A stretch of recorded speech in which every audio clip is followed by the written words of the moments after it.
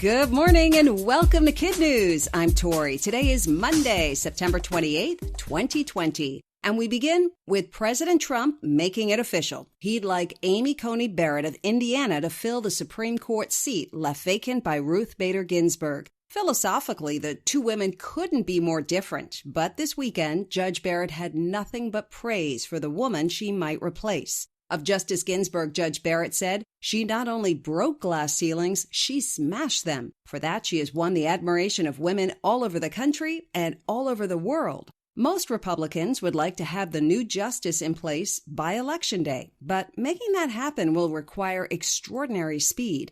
We are now just 5 weeks from Election Day, and it typically takes double that time to move from a presidential nomination to a Senate confirmation.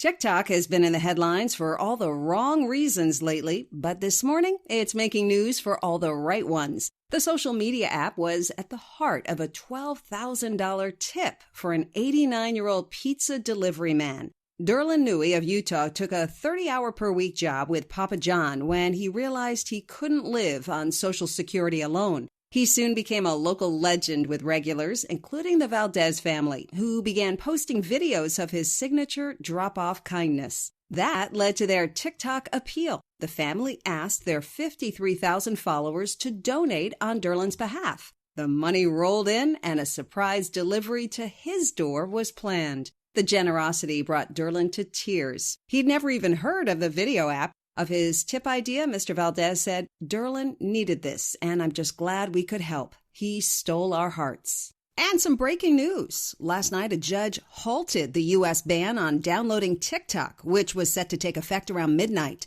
This gives the Chinese-owned app more time to get approval from U.S. and Chinese authorities for a pending deal. That includes Oracle and Walmart. Like to check out candy in the checkout line? Steer clear of Berkeley. The California city is about to become the first in the nation to ban junk food at supermarket cash registers. Only healthy food will be allowed, and that's defined as having 5 or less added grams of sugar and less than 250 milligrams of sodium.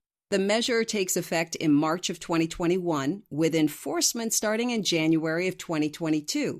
Berkeley is known for trying to get people to eat healthier. It was also the first city in the country to slap a tax on soda back in 2014. It's appropriately called Vote While You Float, and it's NASA's way of making sure Americans get to cast their ballots even when they're working 200 miles above Earth on Election Day. To be sure, a mail carrier doesn't swing by the International Space Station. Instead, ballots arrive via secured email, get filled out, and sent back electronically for counting. The process actually began way back in 1996 after space-stuck astronaut John Blaha said he was disappointed he couldn't weigh in on the race between Bill Clinton and Bob Dole. This election, it's astronaut Kate Rubins who benefits again. She voted from the stars back in 2016. Will do so in 2020 and is making sure everyone understands the importance of voting from wherever they are. No excuses. In fact, her return address is reportedly listed as low Earth orbit. He thought it was a piece of glass, but put it in his pocket just in case. It's a good thing he did. Kevin Kennard made his find while looking for buried treasure at the Crater of Diamonds Park in Arkansas.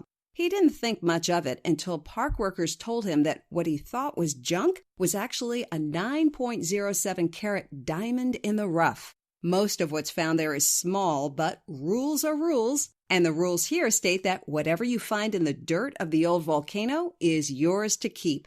Kevin's diamond was second in size only to a 16.37 carat white Amarillo starlight diamond unearthed in August of 1975. What is Kevin's worth? He says he has no idea. He stuck it in a safe deposit box right away for safekeeping.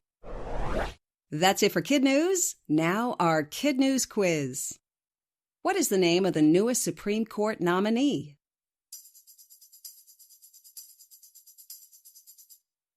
Amy Coney Barrett.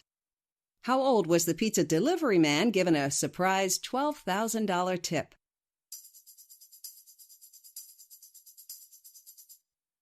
89 years old. What city is banning junk food in checkout lines?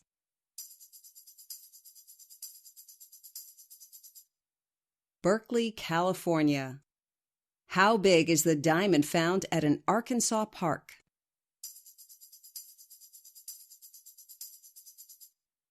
.07 carats.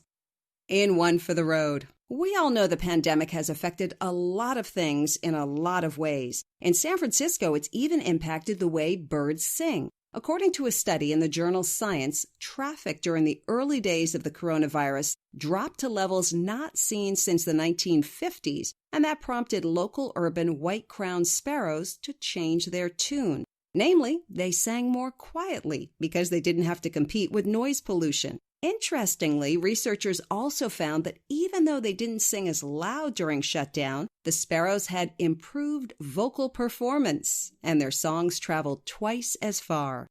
Before we go, it really helps if you rate and review us wherever you get your podcasts, and tell your friends to listen as well. Here's Kim with today's KidNuz shout-outs. Thanks, Tori. Our teacher salutes this morning are for Mrs. Decca Vallis and her students at the Harding School in Kenilworth, New Jersey, and Miss Butt's class at the Cabot Academy in Western Bay, Newfoundland, Canada.